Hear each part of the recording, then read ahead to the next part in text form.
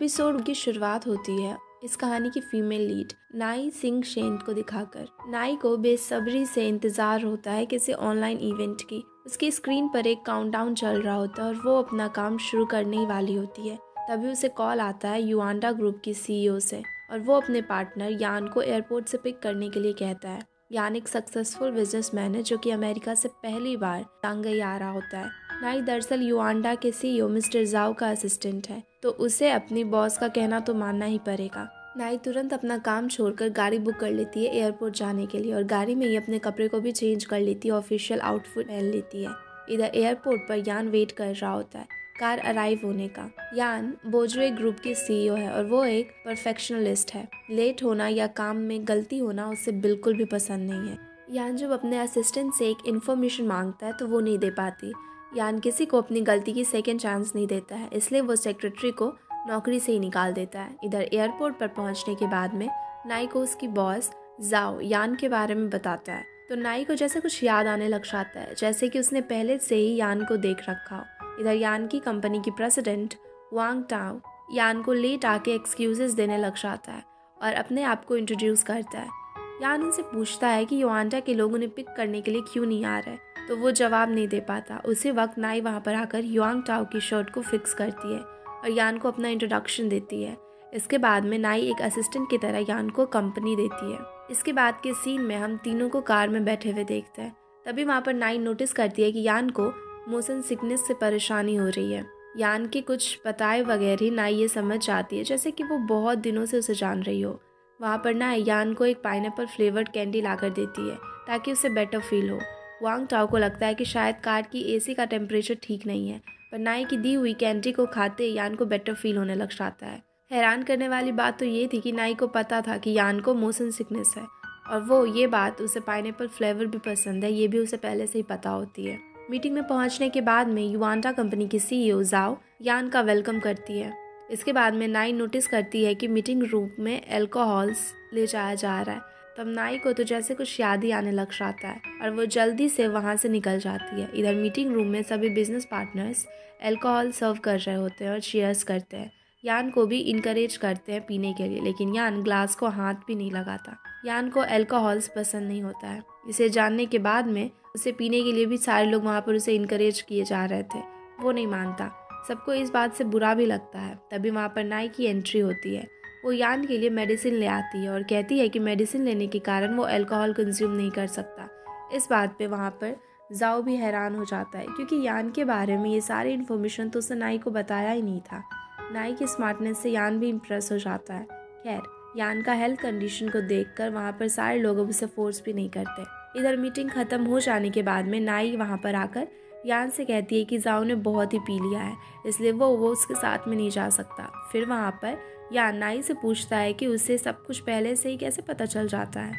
वहाँ पर नाई को इंसिडेंट कहकर बातों को टाल देती है। तभी वहाँ पर यान नाई को उसका सेक्रेटरी होने की जॉब भी ऑफर करता है। नाई उसे कहती है कि वो ऑलरेडी युआंडा ग्रुप के लिए काम करती है और वो ऐसा नहीं कर सकती। नाई को मनाने के लिए यान उसे कहता है कि वो अपनी प्रेजेंट सैलरी की 3 गुना ज़्यादा सैलरी उसे देगा और ये भी कि वो कई सारी सुविधाओं के साथ में उसे ये सारी चीज़ें देगा। फिर भी नाई अपनी ज़िद पर अड़ी हुई रहती है क्योंकि उसने युआंडा कंपनी के साथ में 5 साल तक काम किया है और वो पैसे के लिए उन सारे लोगों को छोड़ नहीं सकती थी। नाई वहाँ पर उसे कहती है कि उनका कार वेट कर रहा है और यान उसे सोचने के लिए 24 घंटे का वक्त भी देता है। यान उसे कहता है कि उसे यकीन है कि नाई अपना डिसीजन ज़रूर सोच कर ही लेगी। इधर हड़बड़ी में नाई यान के बैग उसे देने के लिए जाती है, तो टकरा कर वो यान पे ही गिर जाती है। यान को तो नाई के बालों से रोजमेरी की खुशबू आ रही होती है जो उसे बेहद जानी पहचानी से लगती है, यानी कि यान भी शायद उसे पहले से कभी जानता है। वो उसे पूछता है कि क्या वो पहले मिल चुके हैं। जवाब में नाई उसे कहती है कि वो दोनों पहली बार ही मिल रहे हैं, पर एक बात तो क्लियर है कि नाई यान के बारे में काफ़ी सारी चीज़ें जानती है, जैसे कि कोई अपना सा हो। खैर, मिस्टर यान को नाई गुड नाइट कहती है और फिर यान भी ये सारी चीज़ें सोचने लग जाता है और वहाँ पर गाड़ी से चला भी जाता है। सीन शिफ्ट होता है तो हम देखते हैं कि यान एक सपना देख रहा होता है जहाँ की एक लड़की पियानो प्ले कर रही होती है। यान उस लड़की के पास में जा रहा होता है तो वो लड़की गायब हो जाती है। उसके साथ में पियानो का टून भी वहाँ से गायब हो जाता है। इस डरावने से सपने से यान की नींद टूट जाती है और फिर वो घबराकर उठ जाता है। यान को इस तरह का सपना 4 साल पहले से अचानक आना शुरू हो गया था।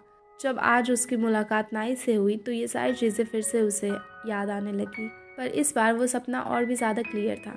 यान अपने डॉक्टर को फ़ोन कर ये सारी चीज़ें बताता है तो उसका डॉक्टर उसे कहता है कि नाई ने उसका नर्वस सिस्टम को ट्रिगर किया है, इसलिए उसे ऐसे सपने आ रहे हैं। फिर हम देखते हैं कि यान के गले में एक चेन था। वो उसे देखने लग जाता है और नाई के बारे में सोच रहा होता है। इधर घर पहुंचने के बाद में नाई बहुत ही ज़्यादा परेशान लगती है। उसे बिल्कुल भी यकीन नहीं हो रहा था कि यान के साथ में उसकी मुलाकात हुई हो, जैसे कि यान के साथ उससे बहुत पहले से बहुत सारी यादें जुड़ी हुई हो, जैसे कि वो नहीं चाहती कि यान को वो सारे मेमोरीज याद आने लगे। इसलिए वो अपने रोज़मेरी वाले शैम्पू को भी बदल देती है। अब जब युआंडा कंपनी बुगेई कंपनी की पार्टनर बन चुकी है तब नाई और फिर यान भी रोज़ का मिलना हो गया होता है। अगली सुबह बुगाई ग्रुप और युआंडा ग्रुप मीटिंग में थे। मीटिंग चलते चलते यान अचानक से एक सरप्राइजिंग न्यू प्रपोजल रखता है। वो चाहता है कि वो युआंडा कंपनी को एक्वायर करे। जाओ तो पहले बहुत ही ज़्यादा नाटक करता है, पर यान जैसे एक बाद एक बेनिफिट देता है तो वो खुशी खुशी मान भी जाता है। यान का इसके पीछे एक ही मकसद था, नाई को अपने करीब ले आना। मीटिंग खत्म होने पर नाई को उसे बाहर तक छोड़ देने के लिए कहता है तो उसे मनाना ही पड़ जाता है। यहाँ पर यान नाई को अपना चीफ सेक्रेटरी बना लेता है। नाई यान के पसंद और नापसंद के बारे में इतना कुछ आखिर कैसे जानती है? आखिर क्यों नाई से मिलने के बाद में यान को ऐसे सपने आने फिर से शुरू हो गए? कुछ कनेक्शन तो ज़रूर था दोनों में। हो सकता है पास्ट में यान के साथ में कोई घटना घटी और इस वजह से उसे पुरानी बातें याद नहीं आ रही हो। मीनवाइल प्रेसिडेंट के ऑफिस में वांग टाओ को परेशान दिखाई देता है। उसकी इस हालत में देखकर सभी उसे क्यूरियस होकर पूछने लग जाते हैं कि आखिर हुआ क्या है। वांग टाओ बताता है कि कंपनी ने बाहर किसी चीफ सेक्रेटरी की पोस्ट को किसी और को दे दिया है। ये सुनकर मिस एलियो का सपना तो चूर चूर हो जाता है। दरअसल मिस एलियो को चीफ सेक्रेटरी बनना था। उसे लगता था कि सिर्फ वो ही इस काबिल की एम्प्लॉय है जो कि चीफ सेक्रेटरी बन सकती है, पर यह सपना सिर्फ उसका ही नहीं था, वांग टाओ का भी था। खैर, सबके मन में यही सवाल उठ रहा था कि आखिर कौन है ये न्यू एम्प्लॉय जिसे कि चीफ सेक्रेटरी का हिसाब से हायर किया गया है। तब नाई वहाँ पर ऑफिस में एंट्री करती है, जिसे सारे लोग देखते रह जाते हैं। फिर वो अपना इंट्रोडक्शन भी वहाँ पर देती है।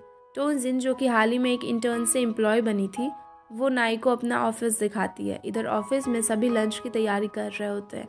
नाई जब वहाँ पर पूछती है कि लंच के बाद में ऑफिस का काम कब से शुरू होगा, तो मिस आयलू जेलसी से उसे कहती है कि 2 बजे, जो कि असल में 1:30 बजे था। नाई को इस बात का पता चल जाता है, लेकिन वो फिर भी 2 बजे ही ऑफिस आती है और आते वक्त सबके लिए केक लेकर आती है। वापस आकर नाई देखती है तो सारे लोग उसका इंतजार कर रहे होते हैं और यान भी वहाँ पर ही था।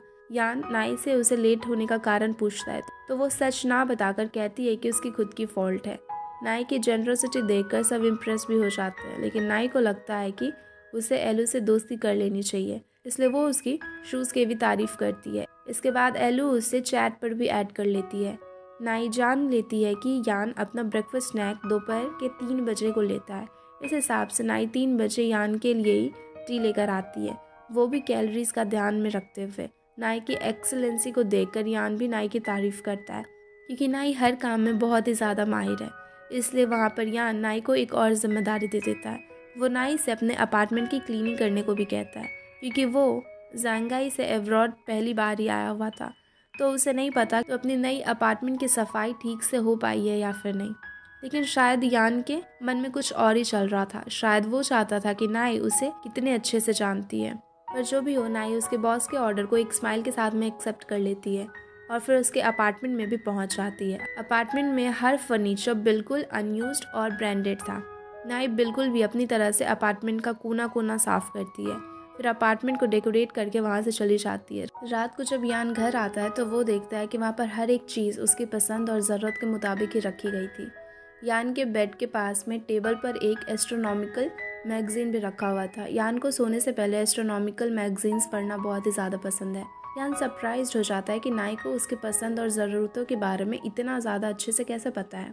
यान की क्यूरियोसिटी तो और भी ज़्यादा बढ़ती जा रही होती है। वो नाई से कहता है कि उसे तो अब हर रोज़ यान का डेली रूटीन की जिम्मेदारी लेनी ही पड़ेगी, यानी कि यान की रोज़ की ब्रेकफास्ट, उसका आउटफिट, उसका वो क्या म्यूज़िक सुनेगा, उसकी देखभाल को कैसे करना है, क्या कुछ करना है, सब कुछ वो अब नाई को ही करना पड़ेगा। बेचारी नाई को तो रोना ही आने लग जाता है। बॉस के कहने को मानकर नाई अगली सुबह अपार्टमेंट में पहुंच जाती है और उसके उठने से पहले ही उसके ब्रेकफास्ट को भी बना देती है।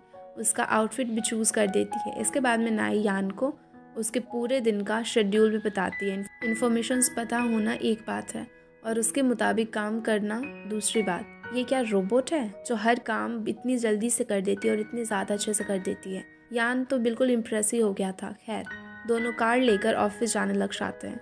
ऑफिस में हुआंग टाओ नाई को कुछ डॉक्यूमेंट्स भेजने का काम देता है। इस काम को करने के लिए नाई को 2 घंटे की दूरी तय करनी पड़ेगी। फिर भी हुआंग टाओ के कहने पर वो चली जाती है। नाई की गैर मौजूदगी में कहानी में एक और कैरेक्टर की एंट्री होती है, जेन नियान। जेन की आउटफिट काफ़ी ज़्यादा फैशनेबल होती है और वो देखते ही हर कोई उसकी फ़ोटो क्लिक करना शुरू कर देता है। इसे लगता है कि वो ज़रूरी कोई सेलिब्रिटी है। जेन वहाँ पर यान से मिलने के लिए आई हुई थी। शायद दोनों पहले से एक दूसरे को जानते हैं। अपना काम निपटाकर नाई ऑफिस आती है, लेकिन वापस आने पर नाई को पता चलता है कि जेन नियान जो कि एक स्टार है वो आई हुई है। और वांग टाओ से और भी चीज़ें पता चलती है कि यान के साथ में जेन की इंगेजमेंट हो चुकी है। ये सुनकर नाई थोड़ी अपसेट भी हो जाती है। दरअसल यान और जेन अमेरिका में रहते वक्त एक दूसरे से मिले थे। यहाँ पर यान के इंगेजमेंट की न्यूज़ को सुनकर नाई तो रिज़ाइन ही करने का मन बना लेती है। वो यान से रिज़ाइन करने की बात करती है तो वो नाराज़ हो जाता है। कुछ भी हो जाए, यान किसी भी हालत में नाई को वहाँ से जाने नहीं देगा। वो नाई से कहता है कि वो यान की पसंद की कलर्स और परफ्यूम्स की मदद से उसे सेड्यूस करने की कोशिश कर रही है। इस बात को सुनकर नाई बहुत ही ज़्यादा गुस्सा हो जाती है और यान से कहती है कि वो एक नार्सिसिस्ट है। गुस्सा कर नाई वहाँ से चली जाती है। वहाँ पर यान हुआंग टाओ को बुलाता है और वो उसे कहता है कि कुछ ऐसा अरेंजमेंट करे ताकि सेक्रेटरी नाई मीटिंग में अब्सेंट रहे। हुआंग टाओ को ये बात बहुत ही ज़्यादा पसंद आती है और वो कहता है कि वो अपने बर्थडे पार्टी में नाई को इनवाइट करेगा। यान उसे कहता है कि नाई उसे ऑफिस में नज़र नहीं आनी चाहिए वरना अंजाम बुरा होगा। और हम यान को परेशान देखते। बेचारा करवटें बदल बदल कर थक चुका होता है पर उसे नींद आ ही नहीं रही होती है। वो नाई की बोली कड़वी बातों से अब तक हजम नहीं कर पा रहा होता है। नाई ने उसे कितना कुछ भला बुरा कहा, उसे नार्सिसिस्ट, खरूस और ना जाने क्या क्या कहा। ये सारी बातों में कहीं ना कहीं थोड़ी सी तो सच्चाई थी ही, इसलिए यान गुस्सा भी नहीं हो पा रहा था, बल्कि वो और भी ज़्यादा क्यूरियस होता है नाई को लेकर, उसकी कई हर एक बातों को लेकर। यान इंटरनेट पर भी सारे टर्म्स सर्च करने लग जाता है तो उसके रिजल्ट को देखकर उसे चैन नहीं मिलता। सुकून की तलाश में वो अपने डॉक्टर को फ़ोन कर भी पूछने लग जाता है कि क्या मैं बहुत ही ज़्यादा खरूस हूँ, क्या मैं ऐसा हूँ, क्या मैं वैसा हूँ। अब रात के 1 बजे पेशेंट की इतने सारे कंप्लेंट सुनने के बाद में डॉक्टर का दिमाग भी ख़राब हो जाता है। वो यान से कहता है कि इतनी रात हो चुकी है, तुम जाकर सो ना, और अगर सो नहीं पा रहे हो तो मुझे सोने दो, या फिर अगले दिन सुबह हॉस्पिटल में आ जाओ, फिर तुम्हारे दिमाग की बीमारी को दूर करेंगे। अब सीन शिफ्ट होता है नाई के अपार्टमेंट में, जहाँ की नाई ख्यालों में खोई हुई होती है। यान और उसकी पुराने तस्वीरों को देख रही होती है। यहाँ हमारे शक को आखिरकार कन्फर्मेशन भी मिल जाता है कि नाई और यान पास्ट में रिलेशनशिप में रह चुके हैं, और वो भी एक बहुत ही प्यारा सा रिलेशन, वरना कोई किसी के बारे में इतनी सारी डिटेल्स को कैसे जान सकेगा। सुबह होने पर यान को नाई का इंतज़ार रहता है। नाई को आकर यान के लिए ब्रेकफास्ट जो बनाना था, लेकिन नाई ने तो अपना मन ही बना लिया होता है, तो उसने रेजिग्नेशन के लिए अप्लाई कर दिया होता है, और ऊपर से ये वीकेंड्स भी है, इसलिए वो अपने बॉस के कहे हुए एक भी बात को नहीं सुनेगी। यहाँ पर यान नाई को कॉल कर बुलाता है तो नाई नेटवर्क प्रॉब्लम का बहाना कर कॉल कट कर देती है। नाई एक छोटी सी अपार्टमेंट में रहती है। 5 साल से काम कर उसने थोड़ा बहुत पैसा जमा कर लिया था अपने सपनों का अपार्टमेंट खरीदने के लिए। आज वो दिन है जहाँ कि वो फाइनली एक अपार्टमेंट खरीदने वाली होती है। इसी वजह से वो शोरूम में भी आई हुई थी। यहाँ पर यान को चाहिए थे कुछ डॉक्यूमेंट्स, तो वो हुआंग टाओ से पूछता है और हुआंग टाओ वहाँ पर कॉल लगाता है टोंगजिन को। पर टोंग को तो मिलना था अपनी फेवरेट आर्टिस्ट जे से। बेचारी सुबह से इंतज़ार में थी अपने फेवरेट आर्टिस्ट से मिलने के लिए। वीकेंड है तो क्या हुआ, उसके बॉस का ऑर्डर जो मिला है, अब तो उससे वीकेंड होते हुए भी काम पर जाना ही पड़ेगा। वो डॉक्यूमेंट्स लेके यान के पास में पहुंच जाती है हॉस्पिटल में। दौड़ते दौड़ते आने के कारण में टोंग टकरा कर गिर भी जाती है और उसकी मुलाकात होती है डॉक्टर हान जियू से। अब पहली नज़र में डॉक्टर हान का जादू टोंग पे चल जाता है। जादू का असर इतना गहरा हो जाता है कि वो अपने आइडल जे को तो भूल ही जाती है, जिसका नाम वो हर वक्त लिया करती थी और जिसके गाने सुनकर वो बहुत ही ज़्यादा रोती थी। यान को डॉक्यूमेंट्स देकर वो डॉक्टर को देखती ही रहती है और मुस्कुराने लग जाती है। डॉक्टर इस बात को नज़रअंदाज कर देता है क्योंकि शायद उन्हें सिंगल ही रहना था। यान के दिमाग का टेस्ट भी लिया जाता है और रिजल्ट्स देखकर डॉक्टर कहता है कि नाई से मुलाकात होने के बाद में उसको हेडेक्स आ रहे हैं। ये हेडेक्स आने का कारण ये है कि नाई के साथ में बिताए हुए समय पे उसके दिमाग में स्टिमुलेशन हो रहा है। डॉक्टर यान को सलाह देते हैं कि वो नाई को अपने पास में रखे, क्योंकि यहाँ पर यान नाई के साथ में जितना ज़्यादा टाइम स्पेंड करेगा उसकी मेमोरीज उतनी ज़्यादा रीस्टोर होने के चांसेस हैं। इधर नाई को अपने लिए एक अपार्टमेंट चाहिए था, पर शोरूम पर जितने भी ज़्यादा अपार्टमेंट्स के मिनिएचर्स थे सभी के प्राइसेस तो आसमान ही छू रहे होते हैं। वहाँ पर जाओ भी आ जाता है शोरूम पे। वो नाई को देखकर रिटेलर से बात करता है और चालाकी से ये पता कर लेता है कि जल्दी बोजुए कंपनी की तरफ से स्टाफ्स के लिए स्पेशल अपार्टमेंट्स भी अवेलेबल हो जाएंगे। जाओ नाई को बताता है कि उसे सिर्फ एक और महीना वेट करना पड़ेगा, फिर उसे एक अपार्टमेंट मिलेगी कंपनी की तरफ से ही। इसका मतलब है कि रिज़ाइन करना तो दूर बल्कि नाई को इस कंपनी में ही रहना पड़ेगा कम से कम एक और महीने तक। कभी कभी हमें हमारे सपनों के लिए कुछ सेक्रीफाइसेस तो करने ही पड़ते हैं, है ना। बस नाई वहाँ पर वापस जाने लग जाती है काम पर। वो यान के अपार्टमेंट में विजिट भी करती है, उसके लिए ब्रेकफास्ट भी बनाती है और यान से कहती है कि कंपनी की नियमों के अनुसार वो आने वाले एक महीने तक कंपनी को छोड़ नहीं सकती। मन ही मन यान को तो ये बेहद ही खुशी मिल रही होती है ये सुनने के बाद में, पर वो नाई को परेशान करने से पीछे नहीं हटता। ऑफिस पहुंचने के बाद में यान नाई को उसके स्पीच लेकर आने के लिए कहता है, जो कि घर पर ही था। और अब लेकिन ट्रैफिक में जाम में आने की वजह से अब उसे डबल टाइम लगेगा। पर नाई बेचारी तो कंप्लेन भी नहीं कर सकती थी, किसी भी तरह से वो टाइम रहते स्पीच ले आती है। लेकिन उसकी बॉस के मन में कुछ तो और ही चल रहा होता है। उसने बेकार में नाई को इतनी तकलीफ में डाला। स्पीच की बैकअप तो उसके फ़ोन में ही थी। अब वहाँ पर लंच के समय में भी यान को स्पेशल डिशेज चाहिए होते हैं, वो भी 3 अलग अलग शहरों से। फिर नाई कोई शिकायत ना करते हुए लंच ले आती है। बेचारी थक हार कर परेशान हो चुकी थी। उसे और परेशान करने के लिए वहाँ पर यान उसे कहता है कि उसे ये सारी चीज़ें अब नहीं खाना, वो खुद ही इसे खा ले। और तो और यान को स्पेशल कॉन्सर्ट के टिकट्स भी चाहिए, पर सारे टिकट्स तो सोल्ड आउट ही हो चुके थे। पर ये प्रॉब्लम यान की नहीं, नाई की है। नाई वहाँ पर उसे बहुत सारे फ़ोन कॉल्स भी लगाती है, पर आखिर हर कॉलेज की एक दोस्त को पटाकर टिकट्स के इंतज़ाम तो वो कर ही लेती है। पर यान उसे सिर्फ एक ही टिकट लेता है क्योंकि उसे अकेले ही कॉन्सर्ट में जाना था। यान अपनी टीम को लेकर बोजुए कंपनी की शॉपिंग मॉल्स को विजिट भी करता है, तो वहाँ पर उन्हें पता लग जाता है कि शॉपिंग मॉल की परफॉर्मेंस काफ़ी ज़्यादा नीचे गिर चुकी है। लोग अब ऑनलाइन ही शॉपिंग करना ज़्यादा प्रेफर कर रहे हैं, क्योंकि नाई की सिचुएशन तो गहराई तक उसको एनालाइज करना था, इसलिए तो फिर यान उसे ही जिम्मेदारी दे देता है एक रेक्टिफिकेशन प्लान बनाने का। नाई की पेशेंस की बांध तो अब जैसे टूट ही चुकी थी। वो जब वापस आने से लेकर अब उसे बॉस के लिए हर एक चीज़ें करनी पड़ रही होती है। अब वो उसे चीफ सेक्रेटरी होने के नाते तो कुछ कह भी नहीं सकती, पर उसके पास में एक और भी हथियार था। नाई ये बात अच्छे से जानती है कि यान को ऑब्सेसिव कंपल्सिव डिसऑर्डर भी है, तो इस बात का फ़ायदा लेकर वो अपनी बैग से पर्ल की चेन को तोड़ देती है। और पर्ल जब एक एक कर फ्लोर से टकराकर गिरने लग जाते हैं, पर्ल्स की गिरने की आवाज़ से यान को बहुत ही ज़्यादा तकलीफ होने लग जाती है। वो इतना परेशान हो जाता है कि खुद ही पर्ल्स को फ्लोर से उठाने लग जाता है। नाई को ये देखकर बहुत ही ज़्यादा सुकून मिलता है। पूरे दिन में अब जाकर उसके चेहरे पर एक विक्ट्री का स्माइल देखने को मिलता है। ऑफिस में नाई नोटिस करती है कि यान की नई गाड़ी का नंबर 0521 है, जिसके साथ में नाई की कोई मेमोरी जुड़ी हुई है। इधर काम करते करते वो बहुत ही ज़्यादा थक चुकी होती है। नाई को बुरा लगता है कि उसके चेन तोड़ने के कारण में सबको ओवर टाइम करना पड़ रहा है, तो वहाँ पर नाई सबको हॉटपॉट ट्रीट देने का वादा भी करती है। ऑफिस आवर ख़त्म होने के बाद में सब खुशी खुशी डिनर पर चले जाते हैं। वहाँ पर यान नाई को कॉल करता है और फिर उसे रेक्टिफिकेशन प्लान के लिए नाई को उस वक्त ऑफिस में नहीं जाना होता है, लेकिन इसलिए यान उसकी कंप्यूटर के पासवर्ड को ही मांगता है, जो कि था 0521। अब यान की गाड़ी का नंबर और नाई के पासवर्ड सेम होना कोई इत्तेफाक तो नहीं हो सकता था। यान की क्यूरियोसिटी और भी ज़्यादा बढ़ जाती है, इतनी ज़्यादा बढ़ जाती है कि वो नाई और बाकी लोगों के पास में चला जाता है डिनर करने के बहाने से।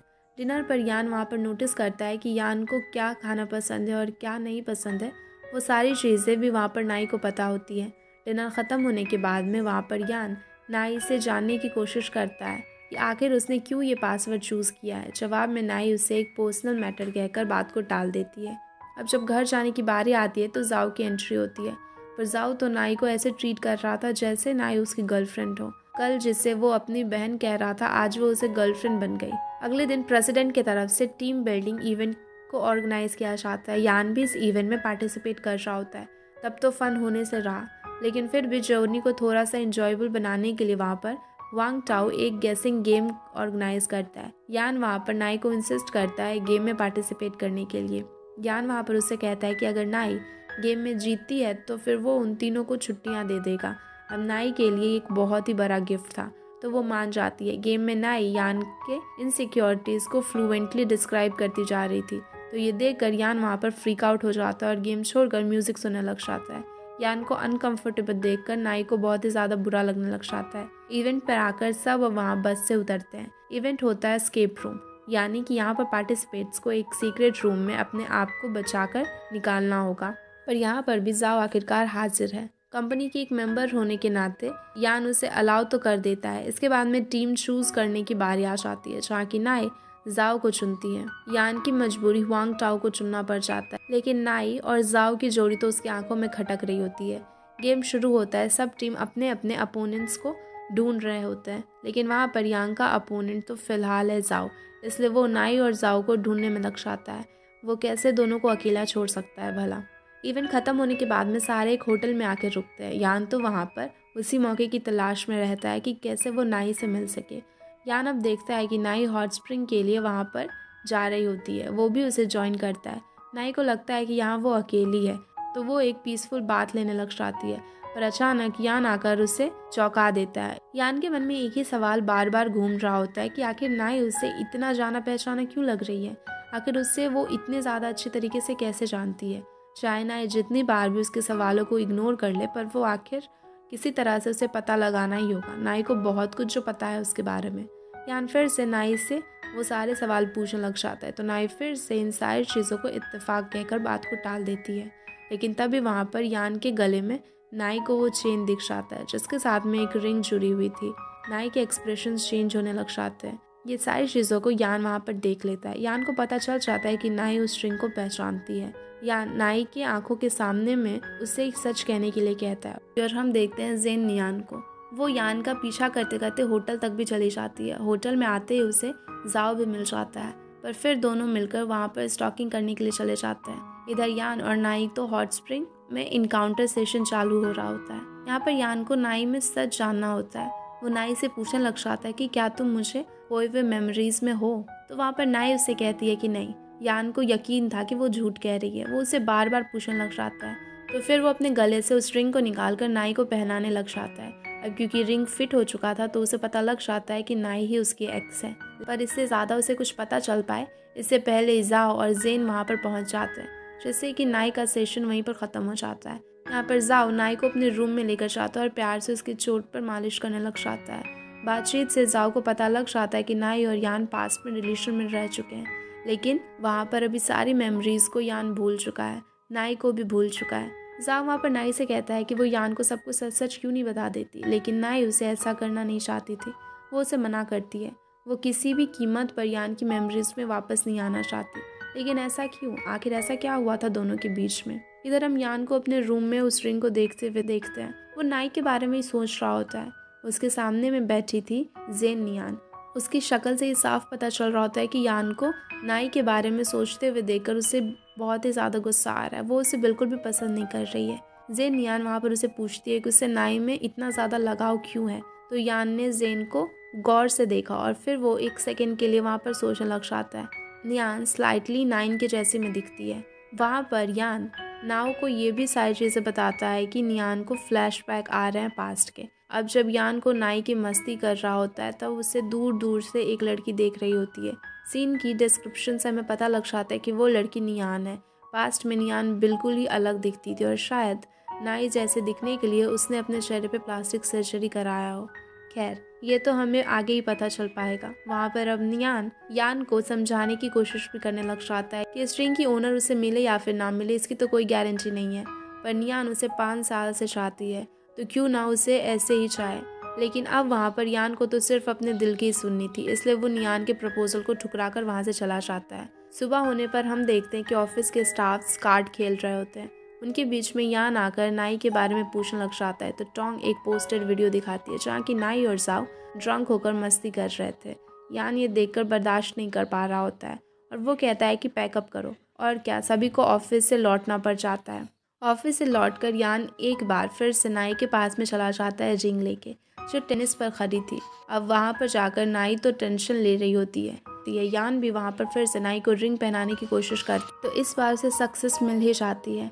रिंग नाई की उंगलियों में बिल्कुल फिट बैठ रही होती है। और वो वहाँ पर उससे पूछता है कि अगर तुम इस रिंग की ओनर हो तो मुझे इसका एक्सप्लेनेशन चाहिए। नाई वहाँ पर उसे कहती है कि ऐसे 100 इंसान हैं जिन्हें ये रिंग फिट आ सकता है, इसका मतलब ये तो नहीं कि वो उसकी ओनर है। इनके इंट्रोगेशन के बीच में वहाँ पर जाओ आ जाता है और नाई को अपनी गर्लफ्रेंड बताकर वहाँ से लेकर चला जाता है। वहाँ पर नाई जाओ का शुक्रिया अदा भी करती है उसे बचाकर वहाँ से ले आने के लिए।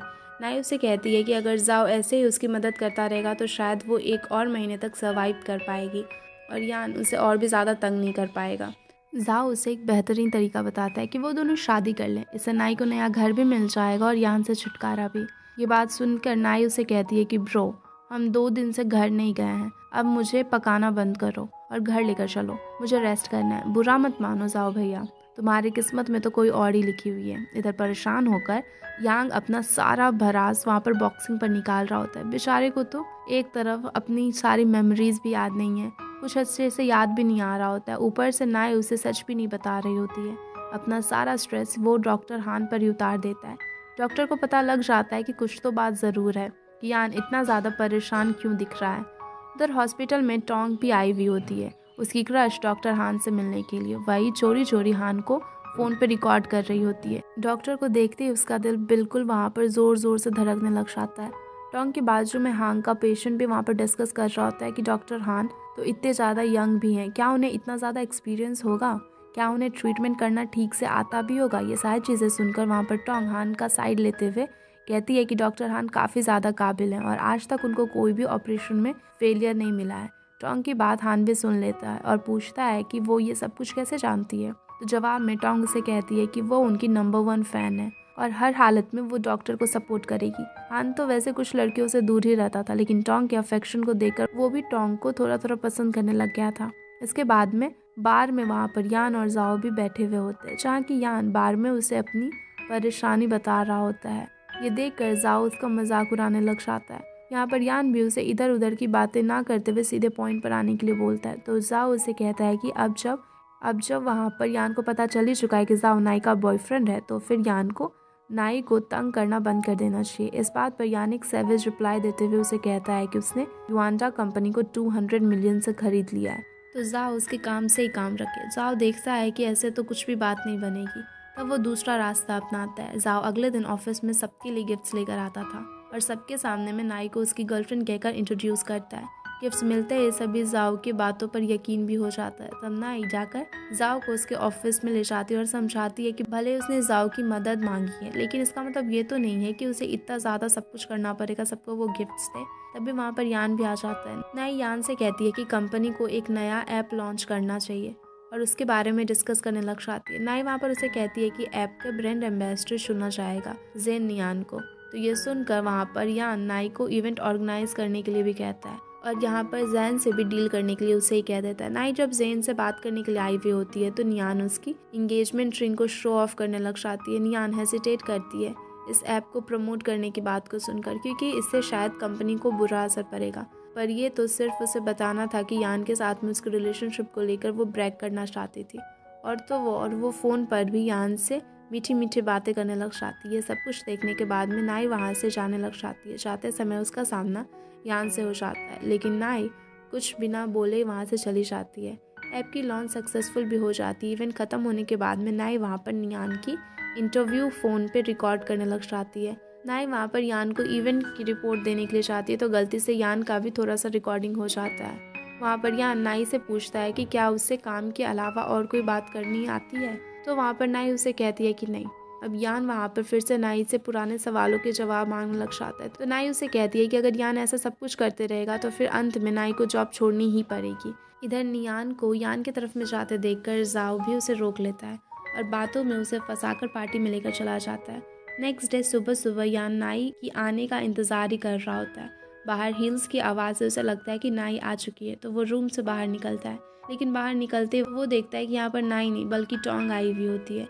यान उसे पूछता है तो टोंग उसे बताती है कि नाई की तबीयत ठीक नहीं है, तो वो उसकी जगह में यहाँ पर आई हुई है। यान का तो पूरा मज़ा ही ख़राब हो जाता है। फिर वो मायूस होकर रूम में वापस चला जाता है। नाई की अपार्टमेंट में हम देखते हैं कि वो शावर ले रही होती है और उस वक्त उसकी डोर बेल बजती है। नाई के लिए एक्सप्रेस डिलीवरी आई हुई थी, तो वो टॉवेल लपेटकर डोर की तरफ में जाती है और डिलीवरी मैन को पार्सल डोर पर ही छोड़कर चले जाने के लिए कहती है। नाई काफ़ी सावधानी से अंदर से ही पार्सल को लेने की कोशिश करती है, लेकिन ये क्या, उसके हाथ में तो कोई और ही आ जाता है। टर्न्स आउट कि ये उसकी बॉस का पैर था। यान नाई को इतना ज़्यादा मिस कर रहा होता है कि वो वहाँ पर उसे देखने के लिए चला आता है, उसके अपार्टमेंट में भी विजिट करने के लिए। लेकिन यान को इस हालत में वो थोड़ी मिल सकती थी। वो फटाक से डोर बंद करती है और फिर अपने मेसी रूम को क्लीन करने लग जाती है।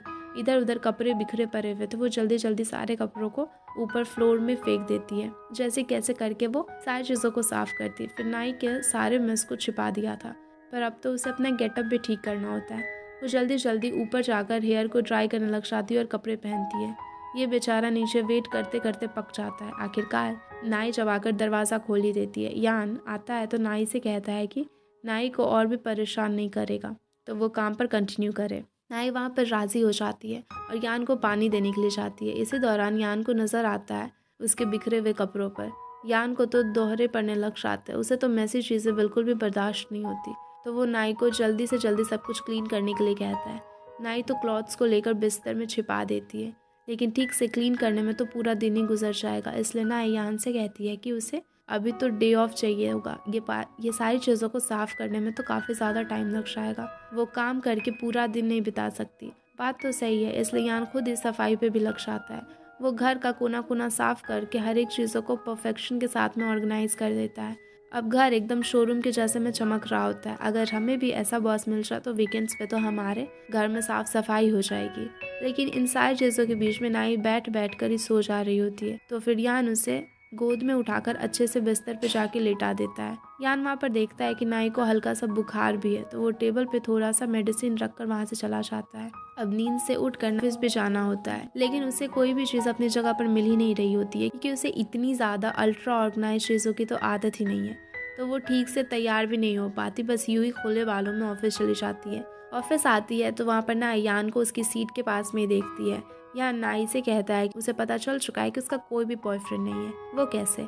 यान ने नाई के पूरे अपार्टमेंट की साफ सफाई की तो उसे वहाँ पर कोई भी आदमी का साइन मिला ही नहीं। इसका प्रूफ है कि नाई सिंगल है। तो नाई फिर से उसकी इमेजिनरी बॉयफ्रेंड का जिक्र नहीं वहाँ पर करती। नाई देखती है कि ये सारे लोग अभी वहाँ पर एक वीडियो को देख रहे हैं। ये वही वीडियो है जो नाई ने एक्सीडेंटली यांग की बनाई हुई होती है, और एक दिन में वीडियो वायरल हो गया था। यांग को बहुत सारे फीमेल एडमायरर्स भी बन गए हुए होते हैं। वहाँ पर हुआंग टाओ कहता है कि उन्हें इस बात का फ़ायदा उठाना चाहिए, उन्हें यांग के डेली लाइफ पे भी वीडियो बनाना चाहिए। इसमें कंपनी की फ्री में प्रमोशन भी हो जाएगी। लेकिन नाई यांग के प्रति प्रोटेक्टिव बन रही होती है और इस प्लान को कैंसिल कर देती है।